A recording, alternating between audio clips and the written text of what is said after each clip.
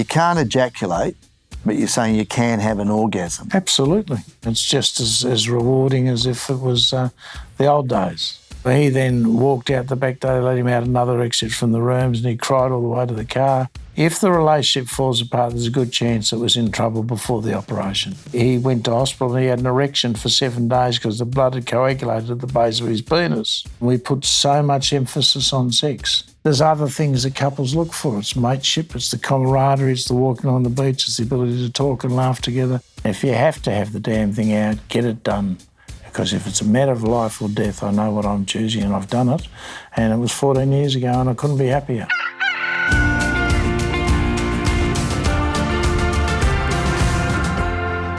So, Dick, we talked about the surgery, we talked about the nappies, we talked about the physio, we talked about your now ex-wife almost ripping a catheter out and laughing about it. Accidentally, and she did laugh. Let's talk about life after surgery. Yep. So one of the greatest fears that men have dealing with prostate disease is, will I get an erection? Can I have sex again? Will I be a man? Let me know about what life after surgery was for you. Well, it's a probing question. Literally. Literally. It probably is the fear of everybody. I remember sitting down with different school dads and they'd be saying, I've heard, this is what can happen. And everybody's got this fear that because sex is terribly important, and it is. But at the end of the day, if the nerve or the many nerves that are involved in that process are snipped for different reasons and you can't get an erection, it's not the end of the world. There are other options, and the options can include looking at other forms of sex, and tantric sex is certainly. I've suggested to a few of my friends to try it. It was suggested by a therapist to do that, which I did. And so I found out that it was more an emotional sort of feeling. You appreciated your partner more. You made more of an effort. I think men certainly in a lot of instances look after themselves before they look after a woman. And so you become less self-centred and less self-centric and more concerned about who you're actually engaging with. I was lucky. I got sensitivity pretty soon after the operation. And from there on in, I guess I was lucky. I could see that I was going to get a result that I'd hoped and prayed for, literally, but there are some that don't. The response ranges from 0 to probably 85%. So would you say that after surgery everyone starts at 0 and then the maximum you could get to is 85%? You won't get 100% ever. No. If you're at 0, and I do have some friends at 0, they're still doing everything else but. So they can play golf, they can do all activities, they can stay fit, they can go to the gym, and they only know that they can't perform and never will be able to, because once it's gone, it's gone. Generally, the feeling will tell you that everything's okay. Right. And I was lucky that I had some feeling fairly early in the piece, and hence my research paid off very well. And let me tell you, 86% with a few other things and teasers you can have in there, you can perform just as well as you did before. So your partner then, that's why from the start you must include your partner, because she needs to be aware and to go through the process with you. And so if it doesn't work, she may not still be there, but most of the time they will be. And if you're in love, then that's just another thing that you've got to deal with. And couples are amazing. If they're in love, and they support each other and they work on other areas that may satisfy them. So it might not involve the man involved in penetrating his partner, but he can certainly still satisfy his partner. And so there's other options that you've got that are available to you. And if you're prepared to be a bit creative and open your mind and make sure that women can be satisfied in many different ways. And so if you take that into consideration, it can work very well. Once again, we put so much emphasis on sex that we don't really understand that that's not it. If you can't perform, it doesn't matter. It just means you can't perform. But there's certain heterosexual couples that I know who at this stage of life aren't having sex anyway, and they can perform. So I think at a point in time, there's other things that couples look for. It's mateship, it's the camaraderie, it's the walking on the beach, it's the ability to talk and laugh together and see movies and plays and eat out and enjoy life. So, Dick, you can't ejaculate, but you're saying you can have an orgasm. Absolutely. Tell me about that. Well, it surprised me, to be perfectly frank, but the feeling of an orgasm, which is basically what you want, happens internally. So you still actually have an orgasm, but you don't ejaculate. Right. That's exactly what happens. So it's the same feeling as if you were having an orgasm and ejaculating, but you actually have an orgasm, so something's going off. Yep. But it's internal, and it's just as rewarding as if it was the old days. So post-surgery, you were sent to a sex therapist, is that right? Yes. It was interesting because when you go into these places, you have to counter very early in the piece when you're diagnosed that you're no different to everyone else. You've just got something that's not working and you're going to fix it.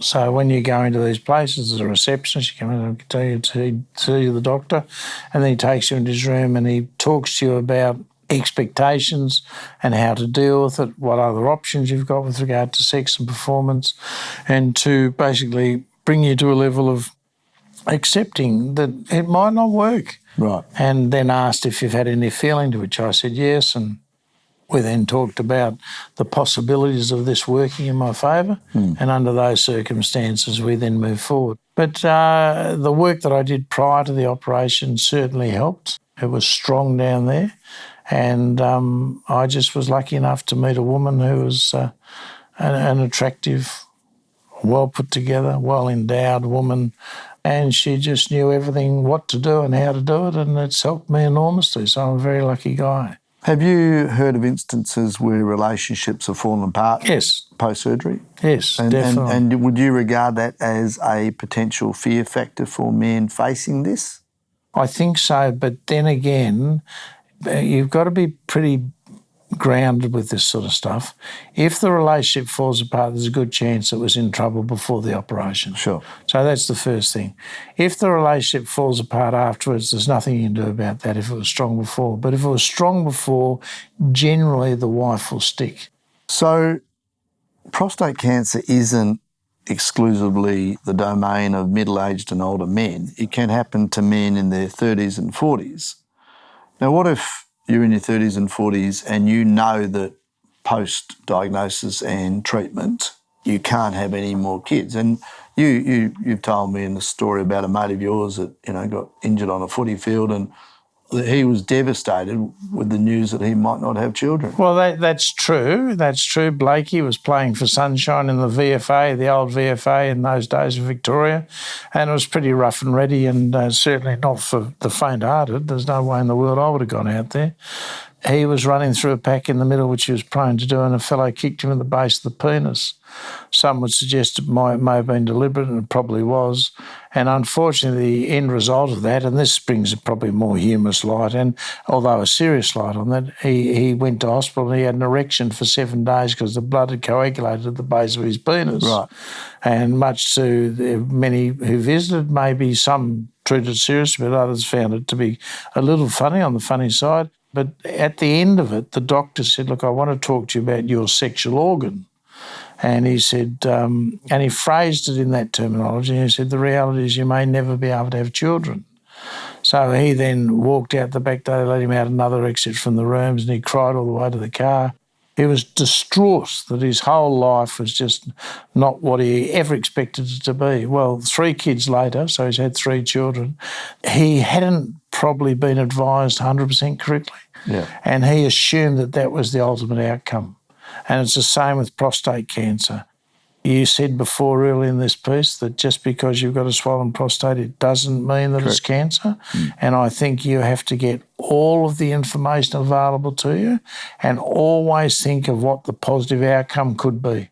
The reality is that shouldn't define you. And also equally that when you have a prostate problem initially, don't automatically assume the worst. And so when my mate left the doctor's rooms that day, he assumed the worst. As it turned out, it was wrong. And the doctor didn't do it for any reason ineptly. He just explained to him, this is what possibly can happen. And he assumed automatically that that was the end result. And a lot of guys with prostate problems assume the worst. And what you've got to do is work with a doctor and professional to help you through the process. And you never know, it might not be cancer at all. It could be just an inflamed and infected prostate at the time, and it can rectify itself on its own. But if you get a diagnosis pre-surgery, the prospect of not being a father is something that's really not discussed. We understand from a woman's perspective with, cervical cancer or ovarian cancer or endometriosis that might, scotch their opportunity to be a mother. But the flip side is there's a male. Well, most men, that's right, but most men really, it's not in their 30s. It's not really in their 40s, but when it gets late 40s, mid-40s, and by then, generally speaking, they've had a family. And the ones who are younger, who are unfortunately in a position where, life's not looking too good, they can store sperm. But the reality is that it's not a young man's disease, but it's still something after 40 that you'd be having your regular blood test every 6 months. You're smiling. I can see the devil's in the I'm just detail. thinking of people like Mick Jagger and Robert De Niro and Al Pacino, still having kids in the 70s and 80s. The reality is some people are lucky they go through life, and Charlie Chaplin had a child at 71. I mean, it can happen, but by and large, for those that look like they're in trouble, apropos 40, I think they need to deal with it as though it's not going to kill them. Yep. And if they've got kids, they certainly want to be around to join and share the experiences as they grow up. Yeah. And you can deal with it. And it's how you approach it. And I think mental positiveness is absolutely everything, We can go through life and get out of bed and think the world's going to come to an end and think about it like that for the rest of the day. And not all days are diamonds, let's be honest. I mean, the fact is that some days are pretty tough. Yeah. But most are okay. And life's not that bad, and everyone's got shit in their lives, and there's no such thing as a fully functional, perfect family. The Brady Bunch doesn't exist. And I think we've just got to keeping a perspective on life. And if you can do that and you've got people to talk to, get advice, get a doctor you can talk to, go through the process, recognise the symptoms, don't be scared. So, Dick, you've been very frank and open and honest in our chats.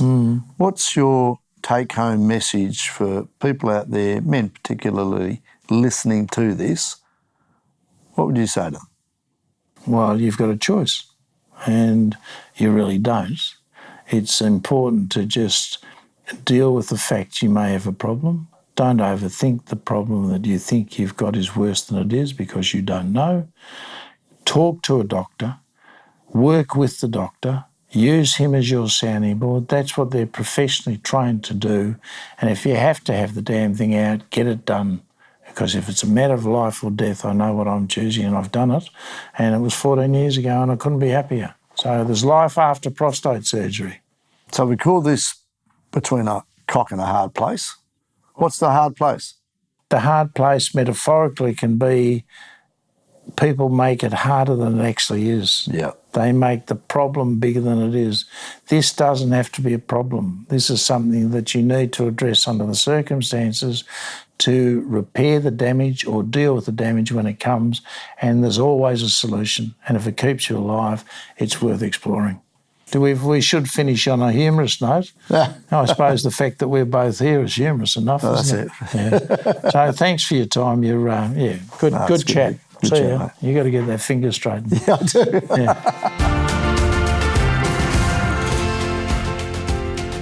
We hope you got something out of this episode. If you did, chances are you know someone else who will. So let them know about the podcast too. And we'd love it if you rate this on your podcast app. We want to spread this far and wide and hopefully save some lives. Thanks for listening.